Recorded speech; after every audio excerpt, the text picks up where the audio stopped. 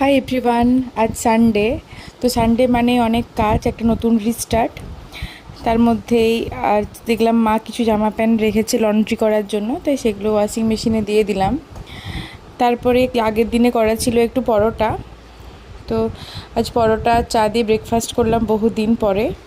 আজ তো আমাদের এদিকে প্রচণ্ড গরম, সেরকম সকাল থেকে একদম কড়া রোদ দিয়েছে। তো দেখি মা কতগুলো পুরনো জামা প্যান্ট, মানে মেনলি জিন্স বাইরে বার করে রেখেছে, কাকে দেওয়া যায়, কারণ আলমারিতে জায়গা হচ্ছে না। আর কিছু এগুলো দিলে গরিব মানুষের সাহায্যও হবে, কিন্তু এখন কাকে দেবো সেটাই ব্যাপার। দেখলাম অনেক কটাই 4-5টার মতো রয়েছে জিন্স, যেগুলো আর পরাই হয় না। নিত্য নতুন জামা প্যান্ট কেনা হয়, কিন্তু পুরনো জিনিসগুলোকে তো আর আলমারি থেকে বেরই করা হয় না, তাই জন্য আর আলমারিতে জায়গাও হচ্ছে না এই করে করে, তাই আর কি এই ব্যবস্থা। তো তারপরে বাবা দেখলাম অনেকগুলো আম নিয়ে এসেছে, তো আজ আমের আচার হবে, তাই আমগুলো কেটে রোদে নুন আর হলুদ দিয়ে জল দিয়ে ধুয়ে শুকোতে দেওয়া হয়েছে। তো এর মধ্যে এক কাণ্ড হয়েছে, মা আমার চুলে তেল দিয়ে দিচ্ছিল, তারপরে আমার মাথা থেকে পাওয়া গেছে পাকা চুল।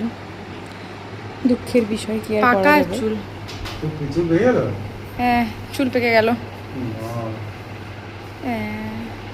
বুড়িয়ে গেছি।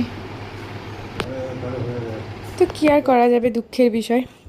তো এই করতে করতেই আমার লন্ড্রিও হয়ে গেছে, তো বাসার থেকে সব কিছু বের করে একটু রোদে দিয়ে দিচ্ছিলাম। মা এদিকে রান্না করছে, রবিবার মানে রান্নারও একটা বিশাল তোড়জোড় থাকে সেদিনে।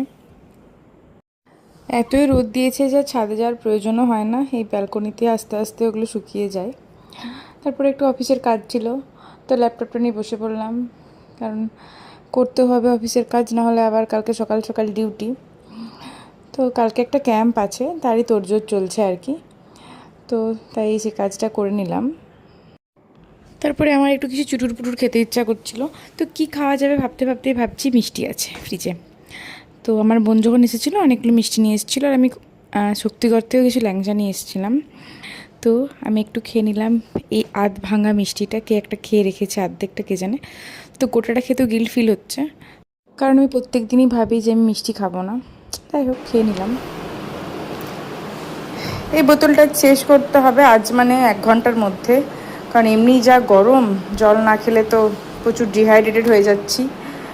আর এই যে দেখুন আমার ট্যানের অবস্থা, মাই গড, হাত পা দেখানোই যাচ্ছে না, কালো কয়লা হয়ে গেছে মনে হয়। তো তারপর আমি চলে গেলাম স্নানে, স্নান করে বেরিয়ে গেছি। এরপর করতে হবে লাঞ্চ, লাঞ্চেরও সময় হয়ে গেছে, প্রায় বাজে এখন 1:30। তো আজকে আমাদের বাড়িতে রান্না হয়েছে শাক ভাজা, ভেন্ডি ভাজা আর মাছের ঝোল। মাও আজকে কমের মধ্যেই সেরে দিয়েছে, এত গরমে সে আর কতই আর রান্না করবে, রান্নাঘরে তো ঢোকাই যাচ্ছে না এত গরম। তারপরে খেয়ে নিলাম একটু ঠান্ডা ঠান্ডা দই, এটা বাড়িতে পাতা দই, মা প্রতিদিনই দই পাতে। তো তারপরে একটা সুন্দর করে ঘুম দিয়ে দিলাম সবাই মিলে।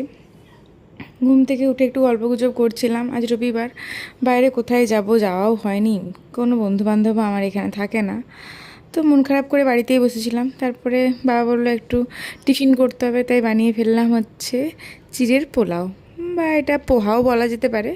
একটু চিনি দিয়েছিলাম বলে পোলাও বলছি, না হলে এটা পোহার মতোই।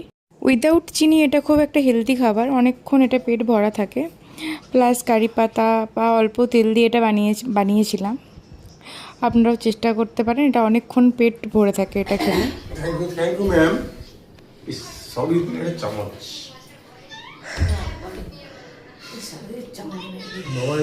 তো টাটা, ভিডিওটা আজ এই পর্যন্ত, দেখা হচ্ছে অন্য কোনো ব্লগে।